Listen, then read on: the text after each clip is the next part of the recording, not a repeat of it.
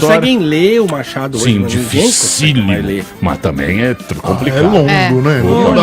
Eu li também aos li. 14 anos, Sim, deu um trabalho violento. Mas tive que ajoelhar muito no milho pra ler o Machado de Assis. O meu pai sempre falava pra mim assim, quando ele percebeu que eu tava começando a me interessar, o primeiro livro que eu li na vida foi o Dom Casmurro. Já tarde, já tinha acho que 15 anos na época, mas me chamou a atenção. Pediram na escola, eu tentei ler vários, não consegui. Esse eu falei, quero saber o que aconteceu, né? Traiu, não sei o quê. Quando meu pai percebeu porque meu pai falava de livros quase o tempo todo, né?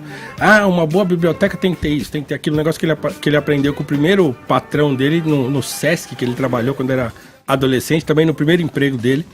Então ele sempre falava de livros, tem que ter Alexandre Aliás, Dumas. uma história parecida com a do Ben Carson, né? Cuja mãe, que era analfabeta, mas trabalhava na casa de alguém que tinha livros e tal, acabou incentivando ele na a ler verdade, também. o meu pai, ele, no primeiro emprego que ele teve, que foi nesse Sesc, ele conheceu um italiano lá, que era um bom vivant, cantor lírico, poeta, não sei o quê. Então ele ensinou meu pai, e meu pai aprendeu isso, né? O que é bom na vida e tal. Então ele passava isso pra frente. E, por exemplo, ele fala, a primeira vez que eu fui jantar com a sua mãe, quando eu a conheci e tal, eu pedi uma lasanha verde, eu não sabia nem o que era. O Galvanese, que era o chefe dele, falou, eu pedi, não sabia o que era, mas sabia que era bom. Então ele, quando percebeu que eu tava lendo e gostando e tal, ele falava pra mim assim sempre, você tem que ler esse livro aqui. Vinha com um livrão dessa grossura assim, O Egípcio, do Mika Waltari. Eu falava, eu não vou ler isso aí nunca. Primeiro que o livro é velho e eu vou sair na rua com isso aí debaixo do braço. Meu pai, ele era um advogado, né? Ele também veio do nada e, bom, chegou a ter um escritório próprio e tal. E ele sempre falava isso. Então eu falava, não vou ler esse livro. Não, você tem que ler, porque você vai ler 2 páginas e você não vai conseguir parar mais.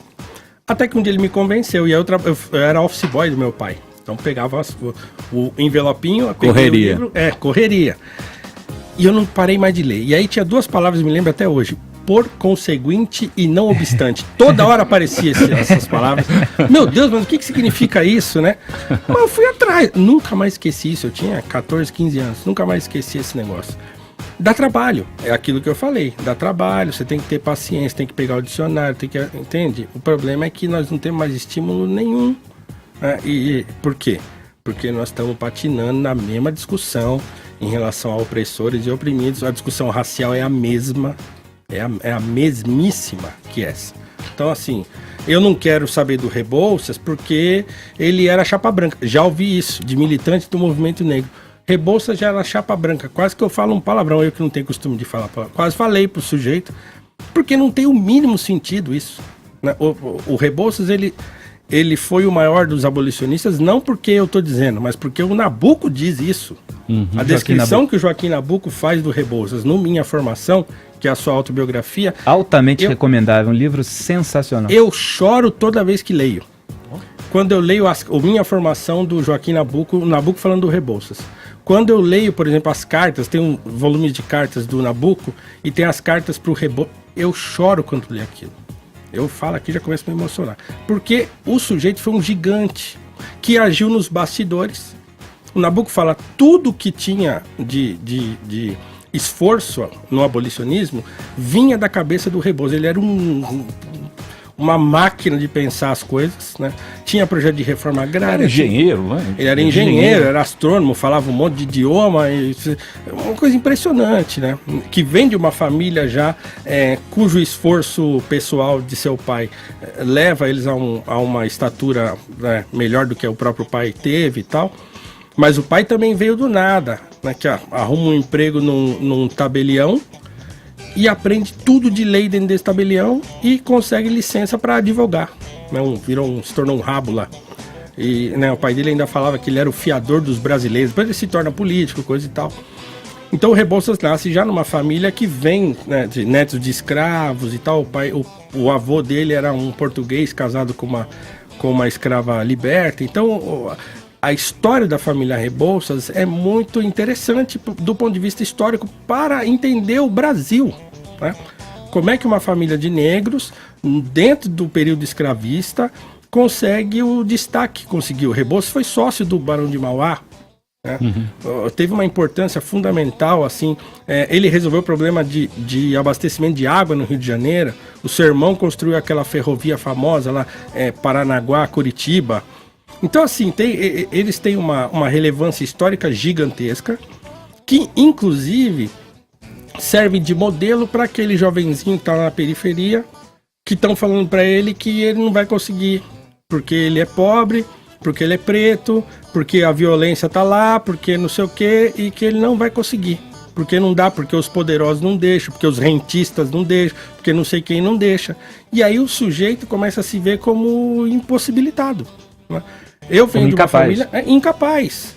Eu venho de uma família assim, meu pai, se me permitem esticar um pouco, meu pai bebia muito até ter os primeiros 3 filhos. Eu sou o último que nasci 10 anos depois. Então, são 4 homens. E aí meu pai e minha mãe assim, não quero morar a vida inteira de aluguel não, hein? Vamos dar um jeito aí nesse negócio, hein? Meu pai tomava uma garrafa de pinga durante a noite lendo. Chama casamento isso. Chama casamento.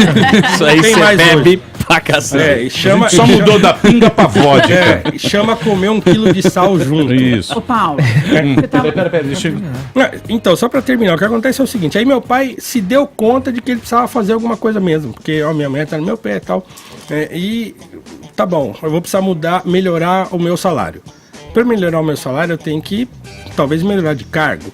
Para eu melhorar de cargo, eu preciso estudar. Para eu estudar, eu tenho que parar de beber, porque não vai dar certo bebendo, então eu vou parar de beber. Ele para de beber, vai no médico, o médico fala, beleza, então para. Vou te dar aqui um remedinho para controlar, né, a ansiedade, a abstinência e tal. Parou de beber, foi estudar, fez madureza, não sei o que, blá, blá, blá. Fez técnico em contabilidade, fez ciências contábeis e fez direito. Diz que ele tinha uma jaqueta jeans que ia sozinha pra faculdade se ele soltasse ela, porque ele ficou 10 anos vestindo a mesma jaqueta. Ficava devendo, os caras chamavam ele lá pra enquadrar ele, tá devendo e tal. E ele, não, pelo amor de Deus, o boletim aqui, tem o filho, não sei o que e tal. Conseguiu fazer 2 faculdades. Minha mãe, que morou em favela, né, foi criada só pela mãe. O meu avô trouxe todo mundo de Minas pra cá e falou, vou ali comprar cigarro, já volto. Né? Não Nunca mais. Voltava depois de 3 anos, fazia mais um filho, sumia de novo. 7 irmãos, nem todos, entre aspas, deram certo na vida. Mas a minha mãe, desde muito cedo, foi muito perspicaz, porque trabalhava com 12, 13 anos, já começa a trabalhar, tinha conta numa vendinha perto lá, com 12 anos.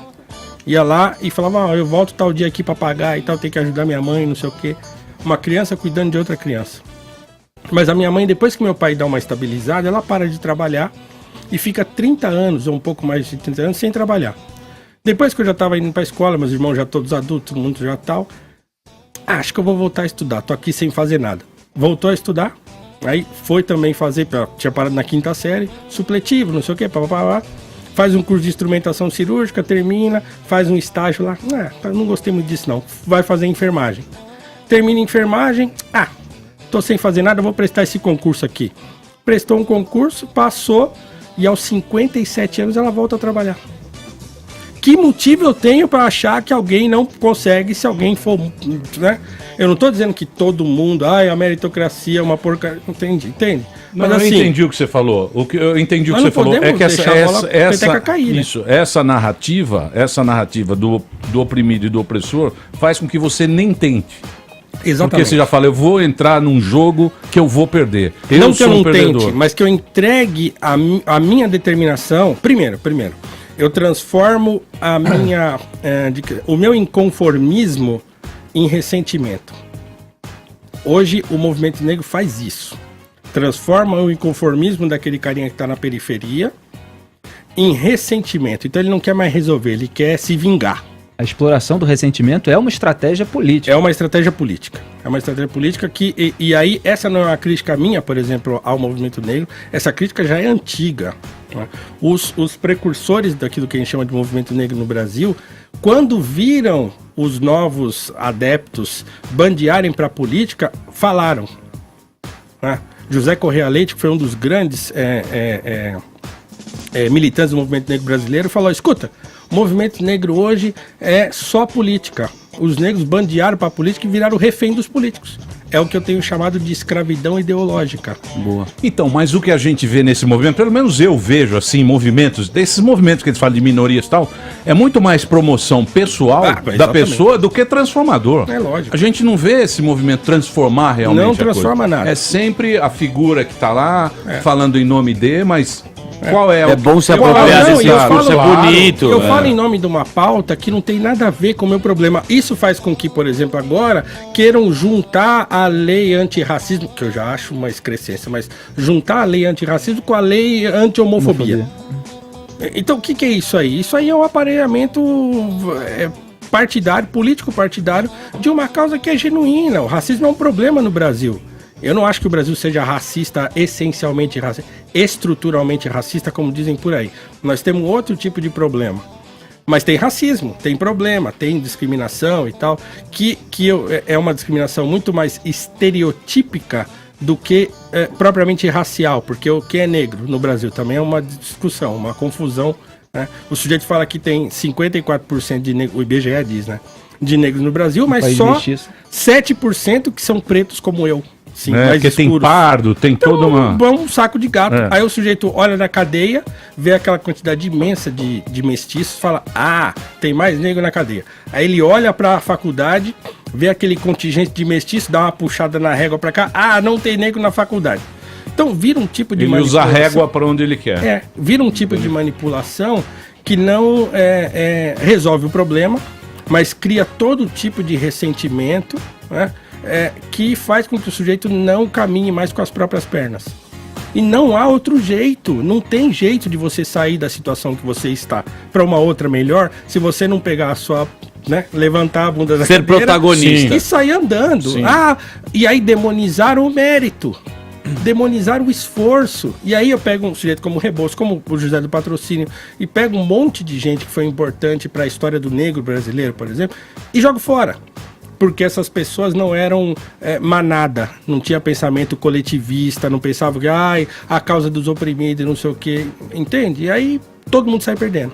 Todo mundo sai perdendo, inclusive e principalmente aquele jovem da periferia que não tem mais a mãe por perto, que não tem mais o pai por perto, mas que ele poderia encontrar essas referências na escola, por exemplo. Ou nele mesmo. Nisso a escola também é importante. Ou nele mesmo, né? Ele vai pro crime, né? Cotas, você é contra. Como diz o Mano Brown, ele se espelha em quem tá mais perto. Isso aí. Ele cai no crime porque é o que tá pertinho dele.